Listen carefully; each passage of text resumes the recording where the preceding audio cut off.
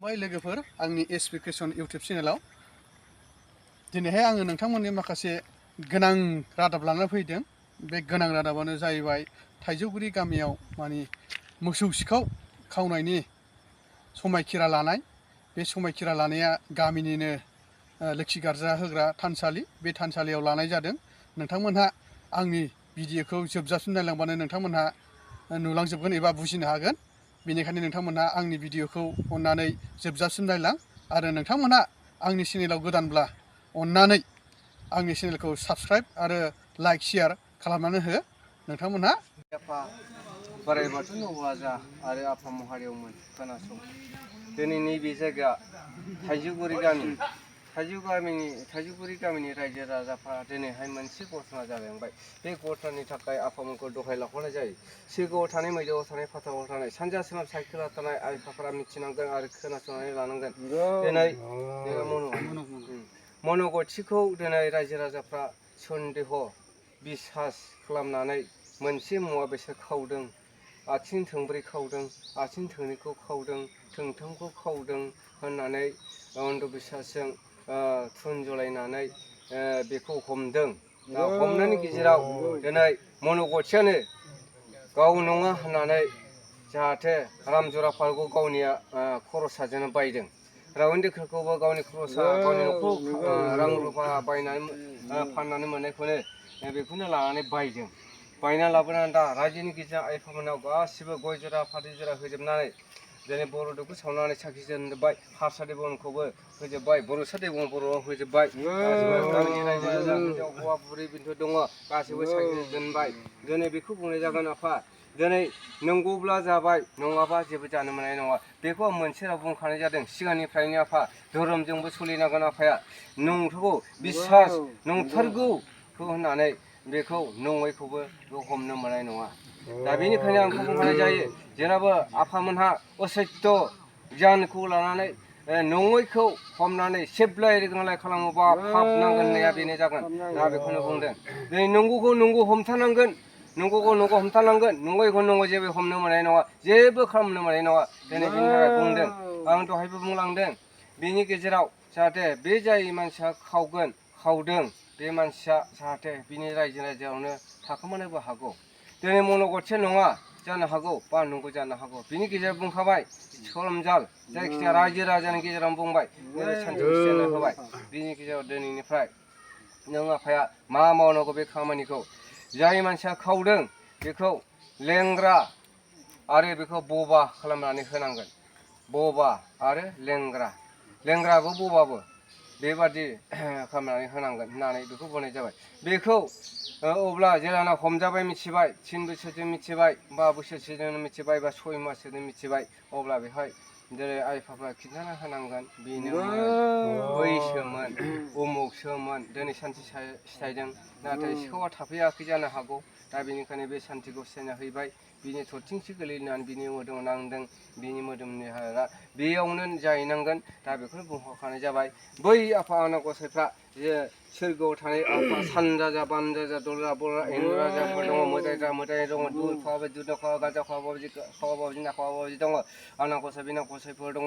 सान मोदाय, बार मोदाय, अर मोदाय, सिगां मोदाय, मोगथां मोदाय दङ, सादु बाबाजि सयनासिफोर दङ, मिथिनांगोन बिसोर आसा खालामनांगोन। ब्रह्मा बिष्णु महर्षि दङ, अर बार दै होनदोंसै, रां रासि बारि गंथाम मोनदोंसै। आफामोन नोंसोर मिथिनांगोन, दिनै बे मन'गथिया गाव पार्थि जानायलाय गावनो रामजरा पार्कखौ लादों। सानजा फारसे मोखां जानानै बिमा बिफायाव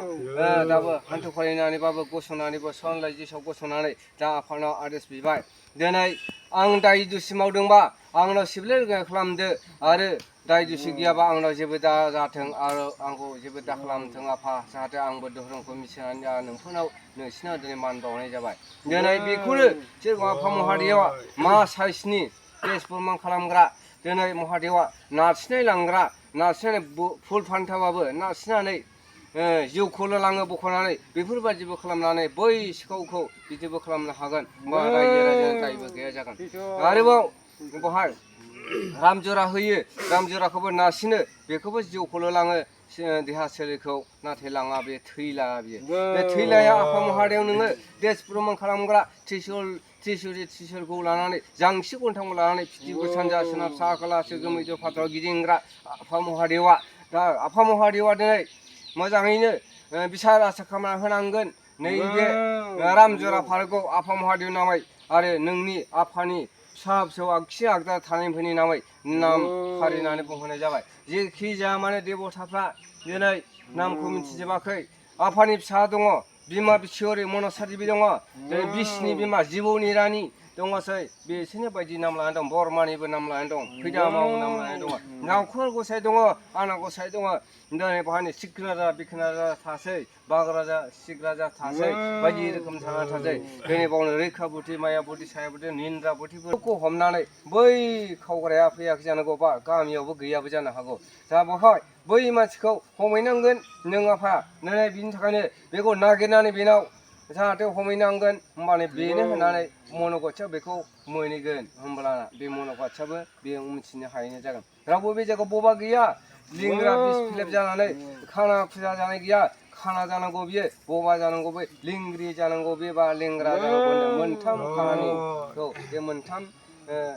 रावखौ लानानै थांनांगोन बे खाना बे बबा बे लेंग्रा जाथारनांगौ बे अजा डाक्टार हमबाबो हामनो रोङै मिथिनो मोननाय थाइजौगुरि गामि रायजो राजाफ्रा मिथिनांगौ आरो बबेबा सानजानि ना खोलानि ना सोनाबनि ना साहानि सोर दङ खाथियाव मिथिनो मोननाय बेखौ खालामना होथारनांगौ होननानै दिनैनि गेजेराव आफा महादेवनि सिगाङाव आं बुंनाय जाबाय दिनै मन'गथिया दिनै लाबाय रामजरा फारौ जरासे आबुं होननानै बायना लाबोदों जेखि दाम जाया 550 लाबोदों खुगाजोंबो हमदों मोनसे जेरा खस्थ' खालामदों बै रावबो बरनाम जायोबा बेनो हमजानाय उमुगा नै उमुग जायगायाव नै थाइजौगुरि गामिना रायजो राजानि गेजेराव हमबाय थाइजौगुरि माने मन'गथिया सिखाव खावदोंनो बिदि होनबाय थाजानोसै बियो बिराद फानजानोसै बे नङामोन दा नंगौ खालामजाबाय बेबादिनो सन्देहजों मोनसे सन्देहजों मैल्य खालामथारनानै हमबाय थाबाय गोदनावबो सेरबाय आखायावबो हमबाय जेल खानायाव दोनै बायदि जाबाय बियो दा हमाखै दा आखाइजों मोगा मोगि हमाखै नाथाय बे खुगाजों रावजों गियानजों बोसोनजों मोनसे रायजोफ्रा बेखौ हमबाय दिनै मन'गथिया गाव थगायदों ना सैथोजोंनो गाव होदों दा बेखौनो आं बुंनाय जायो मन'गथिया दिनै गाव खावमारदोंब्ला गाव जासिगोन गावनो जाथारनांगोन दिनैनि गाबोन समफोर बा सप्तासे बा 1 मासावनो जाथों बे नाथाय गैयाबा गैयासै आफाफ्रा बिसार खालामनानै बेखौ द्रप खालामनानै दोननांगौ बबेबा जायगायाव दङबा बेखौ हमहैनांगोन नागिरथारनांगोन सानजा साख्ला नागिरनानै हमथारनांगौ होननानै नों आफा बुङो दिनैनि बिथोरावबो जेरै मन'गथिया बुंबाय लाखाथारबाय नोंनो जाहोगोनबो लोहोगोनबो होननानै दिनै गय जराफोरजों रां जरा होनानै जोंबो खबर होनानै दिनै मन'गथिया लाबाय आफा दिनै सत सिनि सत आरो सोगोमैजों फाथानि आइफाफोर रायजो राजानि बुंनानै लाथोंसै जेरै आं नङा आं नंगौब्ला आंखौ सेबलाय रोङा खालामदों आं थगायनानै थादोंब्ला आंखौ सेबलाय रोङा खालामनानै आफामोना सेबनो हागोन आफामोना नारसिननो हागोन आफामोना जि खालामनो हागोन होननानै हगारनानै बियो दान होनाय जाबाय आरो बेहाय दा दान होनाय जाबाय मन'गथिया दान हगारबाय गावनि जिउखौ आफानो हगारबाय दा बेखौ आफामोना खालामनो हागोन आरो बेखौ होनानै हगारनाय जाबाय दिनै आफाया जाहाथे बिसार खालामनानै होदो दिनै नंगौबा जाहाथे बे जायगायाव बबा जाथों बे नंगौबा दिनै नङाबा नङा फैयासै नोंसोर बिसार खालामना होनांगोन दिनै लेंग्रा आरो खाना बबा बे मोनथामखौ आङो दिनै दिनाव रायफोरना होनाय जाबाय आफा दा बेखौनो जाहाथे सानजा सोनाब सा खोलानि आइफाबो सोगोमैजों फाथानाय आफाबो दा गावनि खुगाजोंबो बुंनानै लाबोथोंसै आफामोना आफामोननि सिगाङाव बा रायजो राजानि सिगाङाव मन'गथिया आं बुंनोसै नोंनि जानानै दे नों बुं दिनै आङो मारमारिनि सिखाव मारब्ला आङो दा मोनानिफ्रायनो गय बबायानो जाथों लेंग्रायानो जाथों बा खानायानो जाथों आं दिनै नङा नङैनि थाखायनो आं दिनै नों आफानो आं दिनै फारौ जरा आखायाव लागासिनो दं आंनि जिउखौनो बावनानै बेनिखायनो आं नोंसिनो आं दिनै सिखाव नङैखायनो आङो आंनिनो गरसे गरनै खामायनाय थाखाखौनो आं दिनै खरस खालामनानै नोंसिनो जानाय लोंनाय गय फाथै बायदिसिना बायदि मैया थाखा जरा गय जरा फाथै जरा आरो धुप जरा आं सावना होजोब्बाय दिनै आं नङा आं जुदि सिखाव मारब्ला आं दा मोनायावनो बबायानो जाथों आरो नङाबा लेंग्रायानो जाथों बा आं दा मोनायावनो माबा मोनसे जाथों आफाफोर दे रायजोफ्रा खोनाबायथ' खोनाबाय दा नोङो सानजा सोनाब सा खोला सोरगो मैद्रु खालाम खुलुम ओरै सानजा खुलुमगासिनो सोनाबहा खोलाहा खोलाहाबो गोजौ गाहायजों गाहाय गेजेर मेजेमजों दा मोनायावनो गबा खालाम लिंग्रा खालाम माबा मोनसे खालामोखा गेजेरजों सिदा गेजेरजों फुनहरगो ओरै मैदो सोरगो मैदो फाथाल होनदों गेजेरजों ओमफ्राय हा गाहोदो बे फाथालनि हा माबासो ओमफ्राय थिखांफिनदो दा फा आं दा नोंनो नामै हगारनाय जाबाय दिनै आंनो गाज्रि मारबा आं खावमारदोंबा आंखौ दा मोनानिफ्रायनो हमदो नों आखायाव हमनो हागोन आरो आं खावाखैब्ला आंखौ हमनो मोननाय नङा होननानै नों बुङाखै है नोंनो हगारनाय जाबाय सानजा थांनो नागिरनानै नोङो हमहैनांगोन बै सिखावखौ आं मिथिनो मोना आरो जुदि आं सिखाव नङाबा आंखौ हमनो मोना दिनै आं सिखाव नङा होननानैसो आं बे खामानिखौ मावखादोंबा आफा आंनि आखाइनि दामजरा फारौ बोसोनखौनो नोंसोरनो आफा दा मोनायावनो जेनेबा नोङो जेखि खालामा हाथारथों दा जेरखम बुंदों बेबादिनो जाथों सिखावथारनोब्ला दा मोनायावनो आंखौ माबायदि मा गोसो खालाम गगा खालामो ना लिंगार खालामो ना खाना फुजा खालामो मा खालामो आंनि आखाइजोंनो आंनि नैबे दाम जरा फारौ बोसोनखौ आंनि आखाइजोंनो हरनाय जाबाय दै दैखौ फिसियोमोन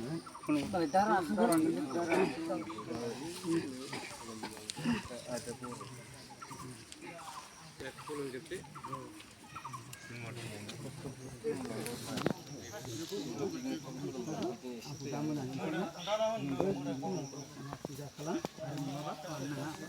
नाजानांगौबाबो जा जोंनिखौ बिथिंलांदों बे खामानिखौ जाथारनांगौ आरो जोंनि खाथि खालाफ्राव सोरबाफोर मावदोंब्ला बिसोरखौ आंनि मेगनावनो गाबोन बा समफोरनो बेखौबो आं जेरोखोम समाय लानांदों बे रोखोमनि बेखौबो खाना फुजा लिंग्रा लिंग्रि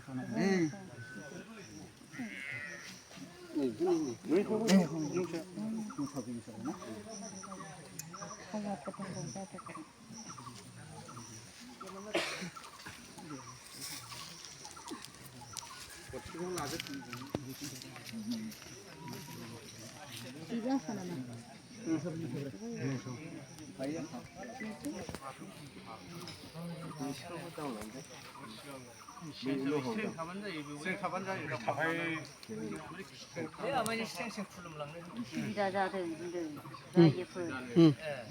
मा बुजियाब्रानोसैलाय नङाबालाय आं न'आवबो दांनो हागौमोन ना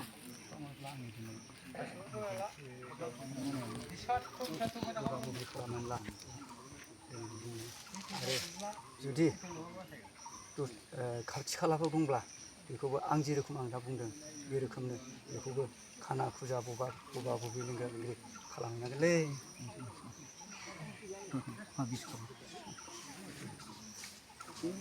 मा नामोनलाय बिसरि होनदां बिसुरिमोन आरो आइ आफाफोरनि नाम खुलुमो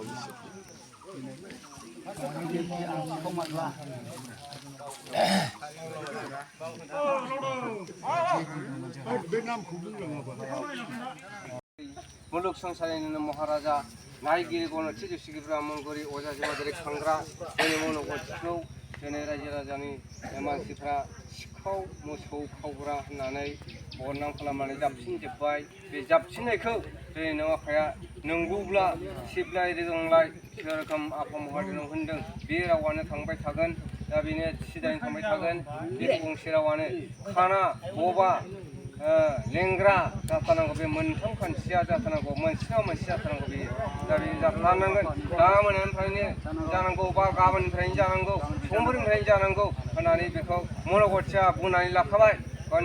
गावनि बिनानावखौ लानानै बा गामिनि रायजो राजाखौ लानानै आंखौ बुंफोरनो थाखाय खिन्थाना होनाय जाबाय बे आंनि बुंनाय रावा नै मन'गतिनि बुंनाय बेनो जाहैबाय दा बेखौ बुंनाय जादों दिनै दङ नोंजों आफा दिनै बोराय बाबु जा साहाजों माइनाव बुरि माइनाव बोराय दङ लेंग्रा लिंग्रि अंग अंगि खाना फुजा लाफाग्रा नों दङ बेफोरबायदि खाना फुजा अंग अंगि खालामनो हागोन नोङो बेबादिनो बुंनाय जादों आरो मा आरो दिनै बावनो जोमोन बोराय जोमोन बुरि दङलाय बिसोरबो दै लेंग्रा लिंग्रि खाना फुजा अम्बि अम्बाखौ लानानै दङ बोराय बुरि नांलाय खमलाय खालामबाय